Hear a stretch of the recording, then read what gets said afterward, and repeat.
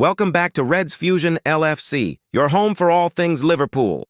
Today we've got huge transfer drama and tactical talk.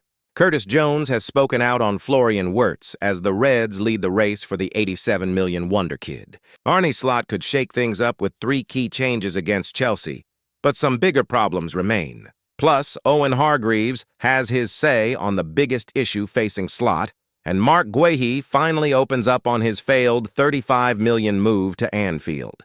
Stay tuned. You don't want to miss this one. Don't forget to like, comment, and subscribe to stay updated with every twist and turn in the transfer window. Curtis Jones speaks out about Florian Wirtz as Reds lead race for 87 man Liverpool are facing a mini crisis after losing back-to-back games as Mirror Football takes a look at all the latest news surrounding the Reds. Liverpool's season hit another bump in the road this week as they were beaten 1-0 away to Galatasaray in the Champions League. Arne Slot had been hoping that his team would bounce back after losing 2-1 away to Crystal Palace last weekend. However, an early Victor Osimhen penalty ensured the Reds left Istanbul with their first European Cup defeat of the season.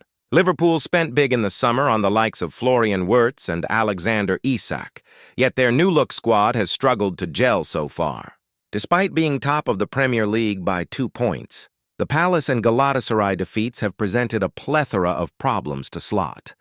From underperforming stars to just how exactly he gets the most out of his best players, it could be argued that the Dutchman is facing his first major test since moving to Anfield in the summer of 2024.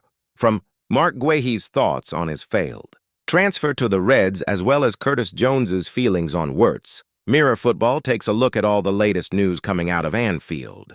Guehi makes his feelings clear. Palace skipper Guehi has insisted his primary focus is on his club after his transfer deadline day switch to Liverpool collapsed. The England defender had agreed to join the Premier League champions in a 35-minute deal only for Palace to pull the plug at the 11th hour. The 25-year-old has been in fine form for the Eagles. Palace beat Liverpool on penalties in the Community Shield and then 2-1 in the league on Saturday.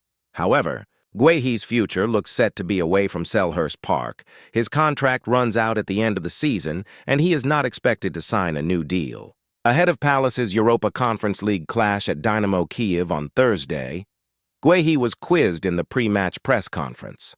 "I don't have much to say, to be honest," he said of his future. "I'm focused on playing football and playing for this club. But to the fans, I want to say thank you very much for your support. I definitely feel it. It's something I don't think of at all. My only focus is on the club. I'm not too worried about any personal accolades. As long as the team is where it needs to be, I'm happy." Liverpool links to Michael Olise grow. Liverpool continue to be linked with former Palace star Olise, who has 5 goals and 6 assists in 9 games for Bayern Munich this season. The Reds' interest has followed. Speculation that the Frenchman has a release clause in his contract with the Bavarians. German outlet Bild have now claimed that Liverpool would even be ahead of Man City and Chelsea, should they opt to sign the 23-year-old. They also state that the Reds are even prepared to pay $87.1 million to bring the winger to Anfield. Arne Slot could fix Liverpool issues with 3 changes versus Chelsea, but bigger problems remain. The Liverpool head coach is facing a level of scrutiny he is not used to following back-to-back defeats in the last week, and the Reds need an immediate response against at Stamford Bridge this weekend. For perhaps the first time in his Liverpool managerial career, Arne Slot could face the media in a Friday press conference feeling some pressure. For the majority of his tenure at Anfield, the Dutchman has breezed into pre-match briefings, laughing and joking with reporters on the front row. Indeed, his last at the AXA training center began with some light teasing of a journalist, which was soon clipped and shared on social media. Will he approach Friday's Chelsea preview with the usual spring in his step? Maybe. Slot has rarely allowed on-field frustrations to intrude on media duties. Yet no matter his demeanor, the Liverpool head coach cannot feel quite as relaxed as he did last Friday. The 7 days seem to have skewed the perception of the Reds' start to the season from underwhelming to concerning. That is the prevailing media narrative, at least. In the wake of defeats to Crystal Palace and Galatasaray, Liverpool's first real losses of the campaign, Jamie Carragher claimed his former side is playing basketball.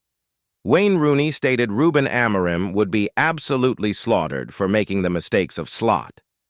Ali McCoist has changed his mind on Liverpool being title favorites. Jason McAteer has said Liverpool is lacking real characters. You get the picture.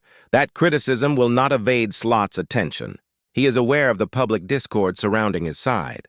That was underlined last month when the 47-year-old responded curtly to suggestions that Liverpool had spent heavily in the summer window, highlighting that much of the media analysis tended to overlook the club's transfer income and relatively frugal approach to the market in recent years. But after suffering successive defeats for just the second time in his Liverpool career, Slot shouldn't expect many fluffy, effusive questions on Friday. That said, the media reaction has felt extreme in recent days, perhaps a sign of Liverpool's burgeoning status. Everyone wants to tear the champions down after all, but many who gleefully sharpen the knives seem to have overlooked that Liverpool is currently top of the table and has won 5 of 6 in the league. All while Slot oversees a major squad overhaul. Just a week ago, Liverpool was praised for grinding out late wins despite not playing at their best, the hallmark of any title contender. Should 2 performances have changed that narrative so drastically? No matter where you sit on that debate, there's one area few fans can disagree on. Performances must improve. With a run of 7 matches against Manchester United, Eintracht Frankfurt, Brentford, Crystal Palace, Aston Villa, Real Madrid, and Manchester City after the October international break, Slot cannot afford for the subpar showings to continue. Arne Slot missing key Liverpool partnership that can unlock Florian Wirtz from struggles Ryan Gravenberch and Alexis Mack. Alistair were key figures in Liverpool's Premier League title success, but the pairing has rarely been seen so far this season. There are more than a few contributory factors to Liverpool's stuttering, at least in terms of performance level, start to the season. Chief among those is the difficulty introducing so many new players into a team for which consistency of selection was the bedrock on which their Premier League title triumph was built last term. But it's the lack of presence of one of the most successful partnerships not only with the Reds, but the entire top flight that is also hurting Arne Slot's new-look team. Ryan Gravenberch and Alexis McAllister formed such a powerful union at the base of the Liverpool midfield throughout 2024-25 that both were nominated for individual gongs. McAllister on the short list for the PFA Player of the Year award won by Mohamed Salah, while Gravenberch was named Premier League Young Player of the Year. However, Tuesday's Champions League defeat at Galatasaray was indicative of how matters have gone for the duo for much of the past 6 months. Both featured in Istanbul, but by the time McAllister was brought on from the bench, Gravenberch had already departed after 62 minutes. The earliest time he had been substituted since the 2-2 draw at Everton in February. Gravenberch missed the first 2 games of the season, given special leave for the Community Shield loss to Crystal Palace, and suspended for the Premier League opener at home to Bournemouth. The real issue, though, has been McAllister, having been hampered by injury during the second half of last season. The Argentina international has had the issue managed through rest and recuperation rather than any surgery, and the stop-start nature of his playing time means his game has suffered as a consequence. Well off the pace during his cameo in Turkey, and similarly below par when starting at Crystal Palace 4 days earlier, Gravenberch and McAllister have only been in tandem fleetingly of late. Since Liverpool claimed the championship by beating Tottenham Hotspur at the end of April, the duo have started only 4 games together. The amount of time the duo has been on the pitch at the same time has been a miserly 264 minutes, not even 3 full matches. Last season, before the title was won, they failed to start only 4 of 34 league games. Together, it has also perhaps been a reason for Florian Wirtz not quite being able to fully express himself in the number 10 role given the constant rotation behind him, only once Liverpool sticking to the same defensive midfield partnership in consecutive games where the Germany international has featured, with McAllister struggling for sharpness, and both Dominic Szoboszlai and Curtis Jones pressing hard for a start in midfield at Stamford Bridge. There's no guarantee on form that last term's established pairing will be back together in the engine room on Saturday. Slot, however, knows the sooner he can seriously consider the option, the stronger his hand will be. The pairing is being missed. Owen Hargreaves names the biggest Liverpool issue facing Arne Slot after Florian Wirtz signing. The pundits continue to line up to have their say on Liverpool's 116 million summer signing Florian Wirtz, who is still searching for his first goal for the club. If Florian Wirtz didn't realize the scrutiny that comes with being the second biggest signing in Liverpool's history, then he surely does now. Not a day seems to go by without a pundit giving their thoughts on his performances for his new club. There is reason to. While no Premier League player has created more chances for his teammates in all competitions this season than the 21 Wirtz has provided, he has yet to score for Liverpool or lay on a goal since his assist for Hugo Ekitike just 4 minutes into his competitive debut in the Community Shield defeat to Crystal Palace. That has led to the likes of Anfield great Jamie Carragher and former Everton and Manchester United striker Wayne Rooney suggesting the Germany international may need to be left out of Arne Slot's starting lineup. Sir Kenny Dalglish, arguably the greatest player in Liverpool's history, has offered his advice to Wirtz, while Germany national team director and World Cup winner Rudi Völler, who worked with the player at Bayer Leverkusen before his 116mm move to Merseyside, has no doubt the 22-year-old will come good. But for Owen Hargreaves, who made his name in Germany with Bayern Munich before moving to Manchester United to play alongside Rooney, he shares concerns similar to his old club teammate and Carragher. They were so good last year. They looked like they should blow everyone away, TNT Sports expert Hargreaves said of the Reds, who will head to Chelsea on Saturday for their final Premier League game before the international break on the back of 2 straight defeats. This year, they have signed some really good players, but Wirtz, when you pay that money, you try to get him in. But actually, that midfield 3 was the best in the league last year. You couldn't get better than Ryan Gravenberch, Alexis McAllister, and Dominic Szoboszlai. All of a sudden, you spend that money on Florian and you've got to play him, really. They've tried to get him in, and then Szoboszlai has played at right back. And I just think the balance is off.